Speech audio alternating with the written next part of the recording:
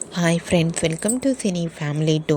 ప్రముఖ స్టార్ మా ఛానల్లో ఒకప్పుడు ప్రసారమైన సీరియల్ నువ్వు నేను ప్రేమ సీరియల్ ప్రేక్షకులను బాగా ఆకట్టుకుని మంచి విజయాన్ని అందుకుంది. ఈ సీరియల్ హీరో స్వామినాథన్ ఈ సీరియల్లో విక్రమాదిత్య క్యారెక్టర్లో చాలా అద్భుతంగా నటించి మంచి విజయాన్ని అందుకున్నారు. విక్రమాదిత్య ప్రస్తుతం తమిళ్ సీరియల్లో నటిస్తూ బిజీగా ఉంటున్నారు.